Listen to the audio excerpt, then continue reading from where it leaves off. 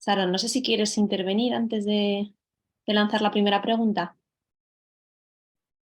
He estado escuchando con atención a mis compañeras y compañeros y la verdad es que me parece un lujo haber podido escuchar experiencias tan diversas, desde lugares con con unas circunstancias sociales, culturales, económicas, como es el caso de las últimas que nos ha expuesto Luis Pablo, que en comparación con las experiencias de Labrit que nos ha mostrado Bea, pues prácticamente son dos universos junto con, bueno, pues con todas las implicaciones teóricas que Celeste nos ha desarrollado y ya a nivel más de marco, todas las cuestiones que hay que tener en cuenta a nivel internacional y cómo son estas experiencias también en otros países a raíz de elementos inscritos en la lista representativa, pues yo creo que nos ha quedado un punto de partida estupendo para el debate. Además, he visto que hay muchas personas asistentes que han sido bastante activas también en el turno de preguntas, así que pues ahora las personas en pantalla más Luis Pablo, que no lo vemos pero ahí está, pues intentaremos responder a las dudas. Vale, pues vamos a ello. Mira, Sara, la primera pregunta es para ti. Vale. ¿Cómo se salvaguarda un patrimonio inmaterial como los patios de Córdoba con más de 900.000 visitas este año en solo 14 días? Pues la pregunta va dirigida para mí, pero no soy la persona de esta sala más autorizada para responderla, porque Celeste Jiménez y un compañero que intervendrá en la sesión de mañana, Fermín Seño, han trabajado, me constan los dos, haciendo trabajo de campo y haciendo una reflexión, una investigación muy interesante sobre este tema. Así que igual, Celeste, si te parece, te doy la palabra para responder sobre este tema. Bueno, la verdad es que yo no tengo la respuesta, no tengo la varita mágica para dar una respuesta total. Lo que sí sé, lo que sí puedo decir es que mientras que desde los organismos de gestión local, el ayuntamiento y otro tipo de organismos, estén fomentando de esa manera tan feroz el hecho de que vayan para allá turistas y le estén dando paso y estén haciendo otro tipo de estrategia como cambiar. Estoy recordando, por ejemplo, cuando la pandemia, cambiar de fecha la celebración de la fiesta de los patios, ya incluso desde organismos responsables del patrimonio estuvieron comentando no, que es una medida no adecuada, digamos, ¿no? Y bueno, mientras que exista eso, mientras que exista esa, iba a decir complot, no sé, esa relación tan directa entre el gobierno local y las empresas turísticas y de restauración de la propia Córdoba, pues difícil solución veo. O sea, ahí el escollo fundamental está en la promoción que se está haciendo desde dentro. Y que, bueno, yo tengo que decir que efectivamente dentro de los estudios que hemos realizado, la gente de los barrios donde hay, los propios cordobeses que vivían en los barrios, donde hay patios, por ejemplo San Basilio, se están yendo, no quieren vivir ahí, porque es tremendamente incómodo por la masificación de turistas. Entonces, yo creo que ya ha perdido todo su sentido, no sé si le queda algo en todo su sentido original, pero yo sigo diciendo que el problema de Córdoba está en la gestión que se está haciendo del patrimonio. Es más, del patrimonio inmaterial, de los patios y del resto del patrimonio mundial. Es que, no sé, la gente que vive por Andalucía, de verdad, cada vez que se dice la palabra Córdoba, pero sea en un partido de fútbol incluso, hay que decir patrimonio cultural de la humanidad. Entonces, ya digo, yo la solución no la tengo, pero sí veo el problema clarísimo. Y uno de los problemas está ahí. No sé. Lo siento, Zeta. Gracias, Celeste. Mira, la siguiente pregunta es para Sara también. ¿Qué ventajas o desventajas puede identificar derivado de la existencia de normatividad nacional y local respecto a la salvaguarda del patrimonio cultural inmaterial? ¿Las leyes locales presentan algún problema de armonización? Bueno, no sé si he entendido bien la pregunta, pero en el fondo las normas crean un marco más o menos estable para la salvaguardia del patrimonio cultural inmaterial, pueden servir eso de marco para el desarrollo de las iniciativas de salvaguardia. Y como siempre, pues depende del tipo de norma. En un país en el que existen 18 administraciones con competencias sobre patrimonio cultural inmaterial, pues tenemos una diversidad bastante amplia. Tenemos, por ejemplo, leyes muy buenas en la teoría, como es la Ley de Patrimonio Cultural de Galicia, en la que se genera una figura específica para la gestión por parte de la comunidad de los elementos del patrimonio inmaterial, los órganos de gestión. Es una ley, como digo, muy buena en la teoría que ha experimentado problemas en su puesta en práctica, porque como dicen, pues el papel lo aguanta todo, pero luego el patrimonio inmaterial también es muy libre para gestionar todas estas cosas. O, por ejemplo, tenemos también la primera ley autonómica específica de patrimonio cultural inmaterial de las Islas Baleares, reciente de hace unos poquitos años, en los que se regulan también aspectos no solo patrimoniales, sino también todas estas cuestiones que están alrededor del patrimonio inmaterial o entremezcladas con el patrimonio inmaterial y que muchas veces le afectan propiamente, más incluso que algunas leyes de cultura, como cuestiones pues, de territorio, cuestiones de igualdad, etc. Sí, podemos decir que las leyes de nueva generación ya proponen, ya tienen propuestas específicas para la salvaguardia, la gestión más oportuna del patrimonio cultural inmaterial. Pues yo que estoy proponiendo, por ejemplo, la realización de planes de salvaguardia para elementos que están ya declarados bajo alguna figura de protección. Y en cuanto a las normas, a las regulaciones locales, en principio los municipios no tienen las competencias para la protección del patrimonio cultural, pero sí que es cierto que regulan muchos aspectos del desarrollo de las manifestaciones culturales y materiales, como por ejemplo pues, ordenanzas que regulan la celebración de determinados rituales.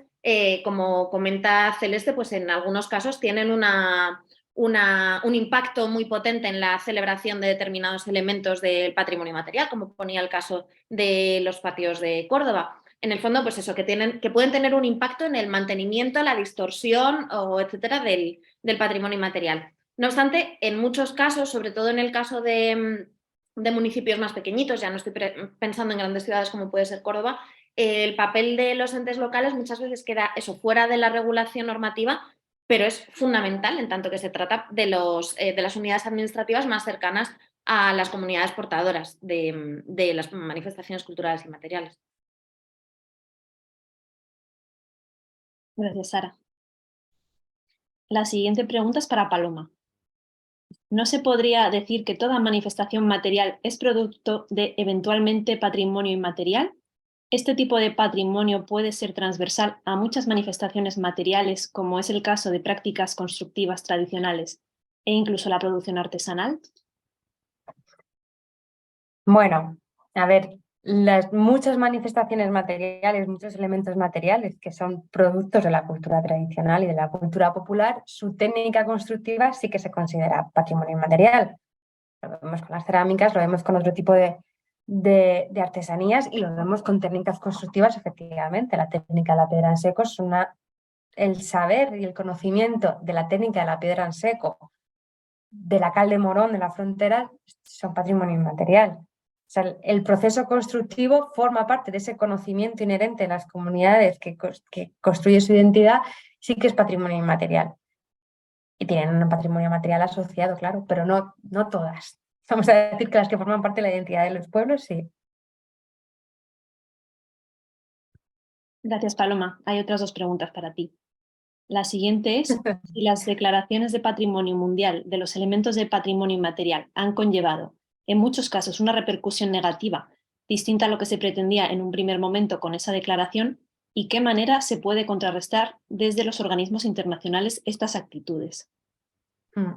Bueno, sí que han tenido efectos negativos y lo acabamos de ver hablando de los patios de Córdoba que ha mencionado Celeste, pero los impactos negativos yo creo que han venido, por un lado, de esa traslación de expectativas de lo que son los sitios patrimonio mundial, por ejemplo, ¿no? Todo el mundo piensa que tener una declaración de UNESCO es una atracción de visitantes, tanto lo ha sido en el patrimonio mundial como en el patrimonio inmaterial. Pero habrá que preguntarse que esas expectativas, ¿quién las crea?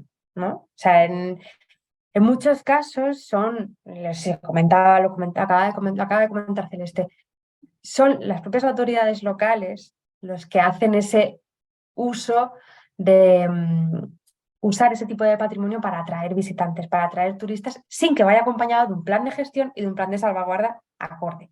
Ese es el mal uso que se ha hecho desde de las declaraciones UNESCO, ¿no? El objetivo que tenían era dar a conocer, salvaguardar y sobre todo poner como el foco a nivel internacional de ese tipo de manifestaciones que existen, para conocerlas, para protegerlas y para compartirlas, y lo que se ha pretendido es que el SEI UNESCO vaya directamente asociado a turistas,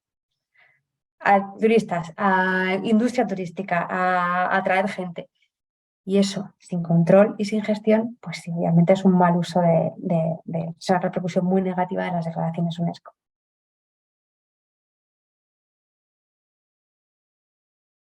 ¿Había más pregunta para mí? Sí, tenemos Vale. una más. Sí. ¿Qué condiciones tienen que cumplirse para que una manifestación salga de la lista de salvaguardia urgente? Vale, pues esto es un mecanismo que se ha introducido recientemente. Antes no se contemplaba el traspaso, por ejemplo, de una manifestación de la lista salvaguardia urgente a la lista representativa. O sea, no se contemplaba como una nueva candidatura. Entonces, ahora mismo con este mecanismo lo que se entiende es que sí, una vez incluido en la lista de salvaguardia urgente, tiene una serie de requisitos, unas medidas de salvaguarda muy concretas y una asistencia internacional que suele ir asociada, que se suele solicitar conjuntamente. Si se considera que esas medidas de riesgo o esas situaciones de riesgo ya no están activas, si se ha conseguido aplicar esa medida de salvaguarda, puede darse un traslado a la lista representativa. Muchas gracias, Paloma. La siguiente pregunta es para Celeste. ¿Hasta qué punto se ha evaluado el impacto de ese turismo en el medio rural sobre la despoblación? ¿Existen estudios no comerciales sobre el mantra del desarrollo turismo cultural? Desarrollo no entendido como crecimiento económico, sino como mejora de la calidad de vida de las comunidades. ¿Y dónde buscar estos estudios?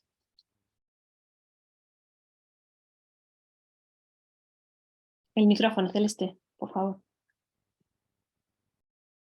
Ahora sí, perdón. Primero muchas gracias por el interés y por la pregunta.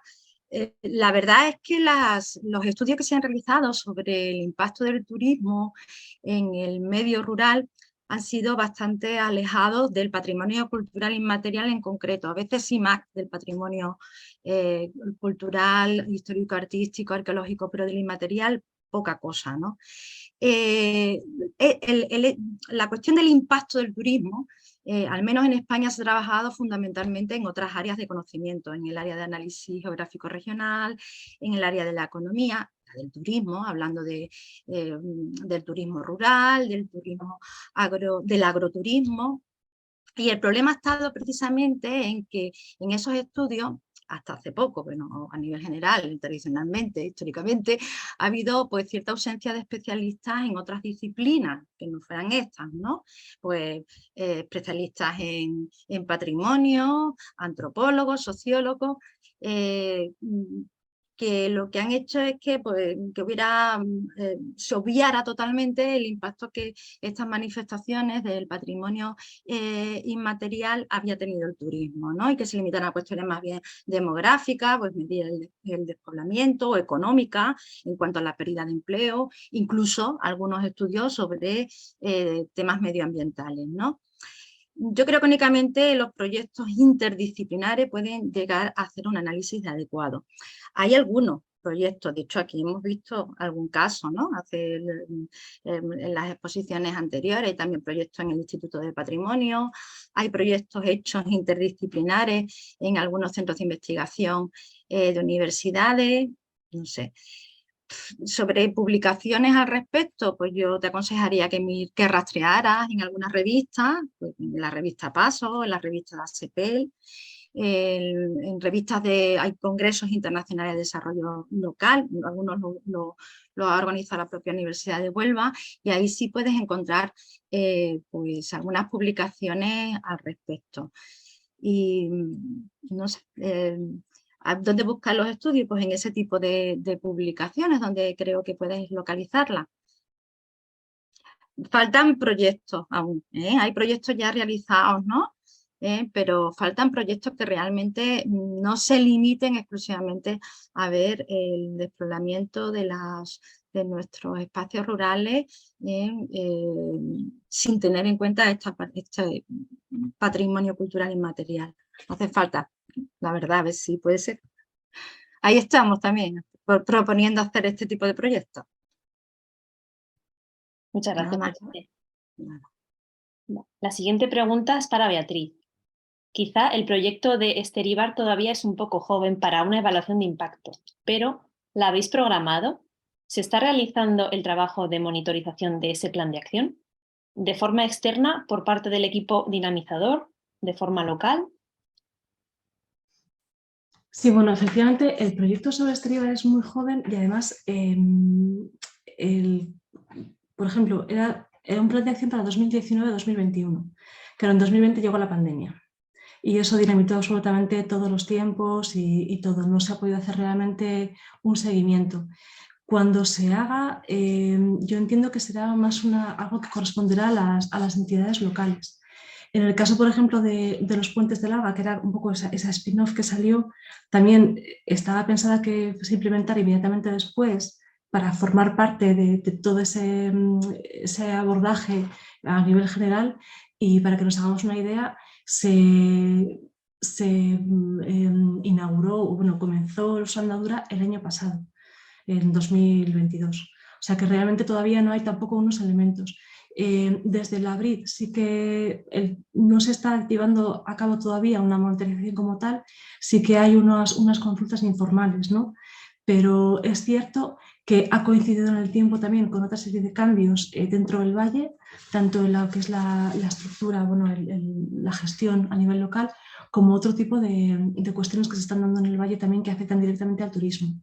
Pues en cuanto también a gestión de recursos. Hay unas nuevas iniciativas en marcha, pero también se han detectado otro tipo de problemáticas que cuando se realizó este estudio no se habían dado todavía. No sabemos si es una cuestión también coyuntural o si es, bueno, pues un cambio quizás de paradigma o no después de la pandemia. Aún es pronto para ello.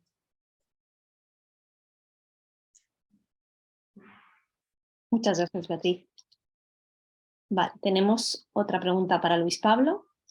Me interesa mucho tu propuesta sobre la mirada del otro en el ámbito del patrimonio cultural inmaterial. Es una mirada bidireccional del visitante y de la comunidad. ¿Crees que varía la autopercepción de la comunidad observada? Hay manifestaciones que por su tipología, representación, espectáculo, etc., se prestan a ello, y aquellas que no son ni museables ni exhibibles.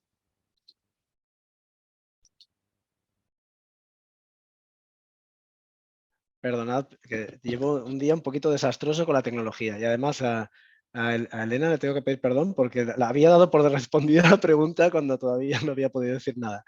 Sí, desde luego una pregunta que me encanta y en torno a la cual, pues eso, apenas estamos comenzando a reflexionar y que es crucial para la sostenibilidad del patrimonio cultural inmaterial, por descontado. Yo diría que siempre que te miran, y mucho más casi cuando te reconocen y te ponen la medalla, ¿no? Pues obviamente que se produce una reacción por parte de la comunidad portadora. Y sí que es verdad que hay determinados tipos de patrimonio cultural y material que parecen más adecuados a ese tipo de interacción, pero en general es un fenómeno global, porque el patrimonio cultural y material es patrimonio humano.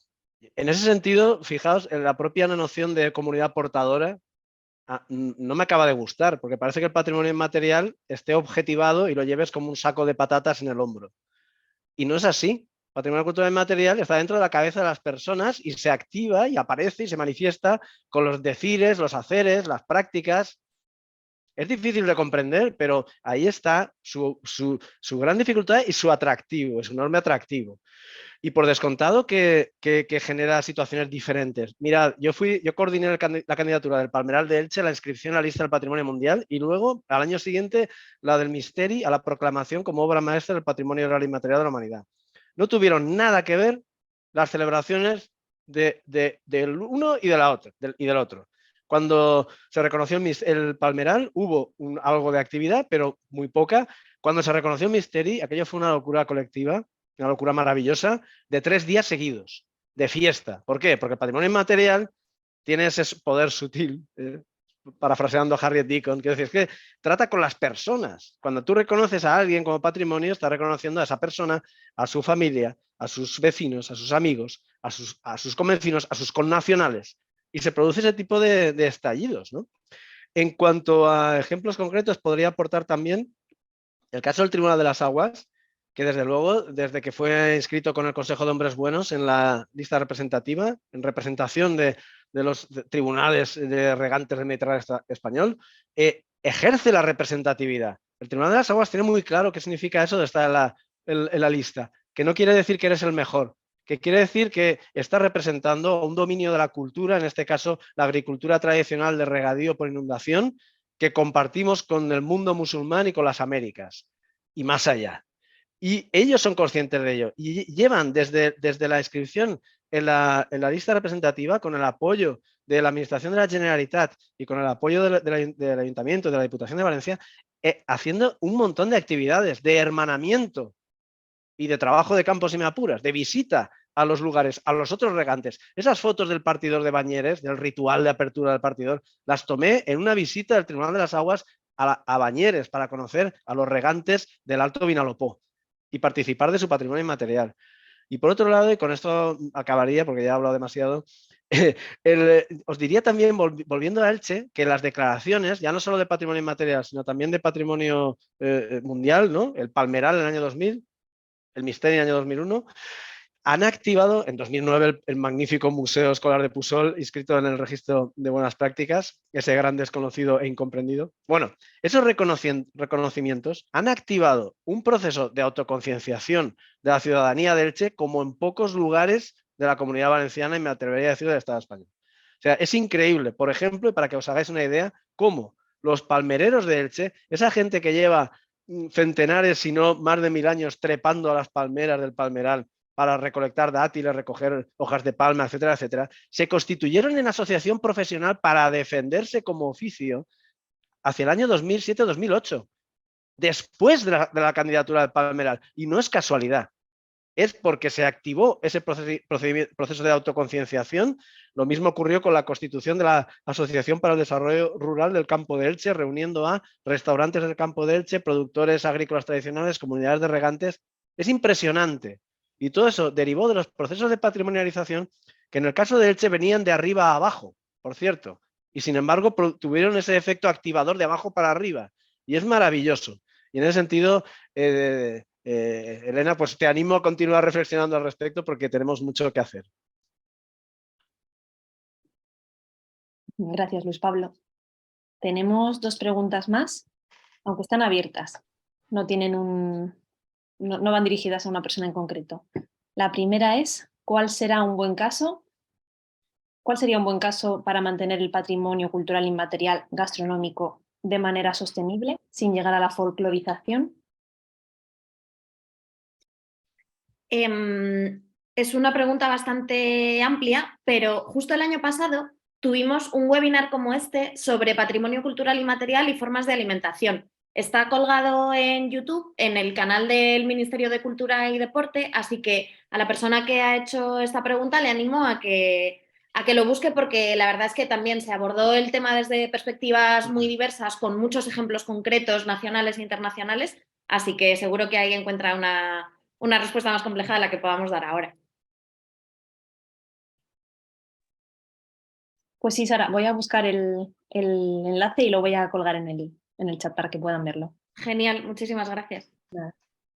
Vale, pues nada, la última pregunta sería, también es abierta. ¿A partir de cuántos años se debe desarrollar, por ejemplo, una fiesta o un evento para que se pueda considerar patrimonio inmaterial? Uf. ¿Quién se anima? Es que eso no hay una fecha establecida ni un límite de fecha establecida. Como antiguamente se decía, algo es patrimonio si tiene más de 100 años, eso es absurdo. Todo va a depender de hasta qué punto esa celebración, ese ritual festivo ha calado en la comunidad que lo protagoniza. Puede calar en pocos años o puede tardar mucho en que eso se entienda como parte de su identidad cultural. No, es imposible dar una fecha o unos años que sean los mismos para toda manifestación del patrimonio inmaterial. No tiene una respuesta, concreta, digamos. No sé si mis compañeros más abiertas. Pues siguiendo lo que ha señalado Celeste, pues efectivamente es un concepto indeterminado. Lo único que nos da una mínima seguridad a los técnicos, y ahora sí que hablo como técnico, es esa mención a la transmisión intergeneracional que aparece en la convención. Es decir, a partir de ahí sí que tenemos algún elemento para cuando nos llegan las solicitudes evaluar, decir, bueno, sí, efectivamente, es una fiesta de un pasado muy reciente, 10, 15, 20 años, no lo sé. ¿Se puede valorar que ha habido transmisión intergeneracional? Bueno, discutámoslo. Pero fijaos que antes he hablado, por ejemplo, del tema de la recreación histórica como elemento diferente del concepto de recreación del patrimonio cultural y material, de la convención, etc. Un elemento de recreación histórica muy reciente en el tiempo, es decir, por ejemplo, en las visitas a yacimientos arqueológicos y que alguien está ahí representando la forma de vida en el yacimiento, ¿no? O el tema de recreaciones de batallas y cosas así que están tan de moda.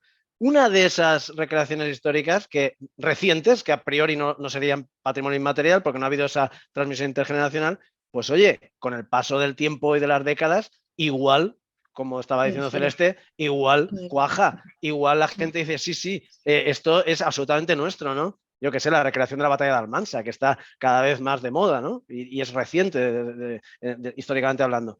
Es, de nuevo, pues eso, estamos explorando un dominio del patrimonio muy novedoso y no hemos acabado todavía de pulir todas las herramientas, pero sí que hay una serie de principios básicos que funcionan. Bueno, no sé si podemos hablar ya, como no sé si... Vale, gracias. No, es un tema, el tema de la cuestión el historicismo nos está cargando desde hace tiempo, ¿no? También el patrimonio inmaterial. Digamos que el criterio de la antigüedad, de tener un peso histórico, se aplica normalmente en el patrimonio cultural, material, inmueble, artístico, histórico-artístico, arqueológico, y eso parece que también tiene que ser un criterio de valoración para el patrimonio inmaterial. Nada que ver, digo, nada más inadecuado, ¿no? El patrimonio inmaterial hay que mirarlo en el tiempo desde otra perspectiva distinta. Es verdad que tiene que estar pues totalmente asumido por la comunidad, que tiene que haber claramente una transferencia intergeneracional, tiene que haber ese sentido de tradición, de decir, tradición no tanto para el pasado, sino para el futuro. Esto es lo que queremos que nuestros hijos tengan, es legar hacia el futuro, ¿no? Entonces, si eso realmente, si esa manifestación, esa técnica realmente llega a tener esas cualidades, pues sí se puede considerar ya que es patrimonio inmaterial, ¿no? Pero es verdad que en este caso no hay, digamos, varas de medir exactamente iguales en toda manifestación, es imposible. Lo cual es una dificultad, claro, pero bueno, una dificultad que puede ser estudiada perfectamente. De ahí la importancia también que este tipo de manifestaciones la estudien pues especialistas y no cualquier persona. Entonces yo aquí sí que quiero hacer un reclamo, digamos, ¿no? De que este tipo de patrimonio no puede ser analizado por cualquier persona. Tiene que haber siempre un especialista, un etnólogo, un antropólogo, alguien que realmente tenga los conocimientos suficientes como para saber de qué estamos hablando. No sé si... Y hay otra cuestión que quería yo también intervenir, igual me estoy pasando. No sé si tenemos tiempo. Sí, nos quedan 5 minutos. Vale, no, era a raíz de la pregunta anterior y de la intervención de Luis Pablo. Hola Luis Pablo, me alegro, me encanta escucharte. A raíz de lo dicho anteriormente, me ha gustado que lo haya sacado porque digamos, en mi ponencia no daba lugar a sacarlo, ¿no? Pero sí me ha gustado que haya sacado esa idea de las miradas, ¿vale?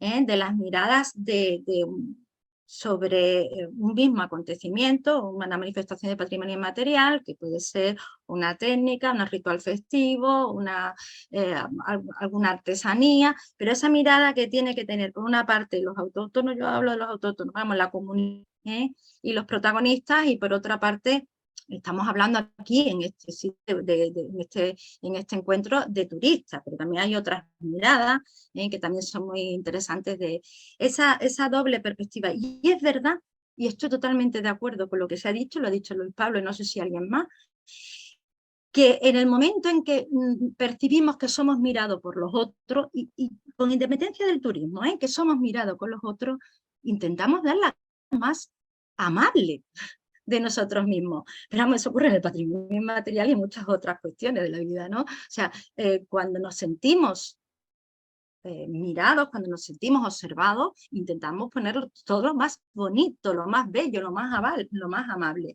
Y eso es lógico, eso no está alterando, ni, vamos, de mi punto de vista, una alteración para mí es otra cosa, una invención para mí es otra cosa, ¿no? O sea, no es lo mismo que tú te sepas mirado y pongas el aspecto más bonito, ¿no? O la sonrisa más amplia, que hacer una manifestación o algo artesano exclusivamente de cara al turista y haciendo lo que el turista piensa. La imagen que el turista tiene de esa manifestación o la artesanía que el turista quiere tener. Entonces, eso es otra cosa, ¿no? Y hay otro aspecto que yo ya me paro, de verdad. Hemos estado hablando de cómo se influye, digamos, en la mirada del turista en el patrimonio inmaterial, pero hay otras miradas interesantes, por ejemplo, la mirada de los medios de comunicación. Ojo con esto, con la mirada de los medios de comunicación, porque yo he tenido hace muy poco una experiencia en un trabajo de campo de que venían las cámaras de Canal Sur a grabar y hasta la propia familia decía, es que nosotros no hacemos esto. Claro, desde la propia productora decía, hombre, queda más bonito que si es la mamá la que pone la indumentaria, como más tradicional. Y usted, que nosotros no hacemos esto. Entonces, digamos, hay muchos peligros. El turismo no es el único, y las maneras en que se está, digamos, difundiendo todo lo que es el patrimonio cultural inmaterial, ahí somos nosotros los que en un momento dado tenemos que decir, esto aquí no es tradición, entonces no dé una imagen, no muestres una imagen que para ti o para la empresa o para la turística o para la emisora o la productora tal, viene de que es algo tradicional o que es falsa, digamos, ¿no? La cuestión es empezar a cambiar esas ideas de lo que para mucha gente, para las empresas, para los turistas, para los que ven la televisión, es esa tradición. No sé, ya me callo. Muchas gracias. Ha entrado una pregunta de última hora, no sé si muy brevemente queréis responder a alguno. Tras la inclusión de un bien a la lista de patrimonio inmaterial, ¿en qué acciones se traduce esa protección? ¿Cuáles son los pasos a seguir tras la inclusión para la protección del bien? Es una pregunta difícil de contestar brevemente, ¿verdad, Paloma? Pero vamos a tener, no sé si quieres comentar algo ahora, pero justo mañana tenemos una ponencia sobre ese tema, que es la de Fermín Seño, que habla de las declaraciones de patrimonio cultural inmaterial y turismo, o sea que seguro que va a hablar de esas consecuencias. De todos modos, Paloma, si quieres comentar algo. Sí, o sea, nada, muy brevemente, el mecanismo de protección que tiene más peso en la lista representativa son las medidas de salvaguarda, ¿vale? Pero lo que es la lista representativa en sí no es un mecanismo de protección. La manifestación representativa, sí. O sea, la parte nacional, sí. Entonces, lo único que podemos hacer es que se supervise, se haga una supervisión y una evaluación de que esas medidas de salvaguarda que están incluidas se estén cumpliendo. ¿Vale? Muy brevemente.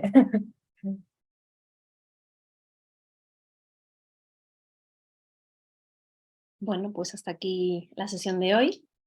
Y nada, pues de nuevo agradecer todas las conferencias del día de hoy y a los asistentes por estar ahí al otro lado de la pantalla. Pues muchas gracias a vosotros y buena tarde a todos y todas. Muchísimas gracias. Hasta mañana a las 9:30. Muchas gracias. Hasta mañana. Gracias, adiós. Adiós. Hasta mañana.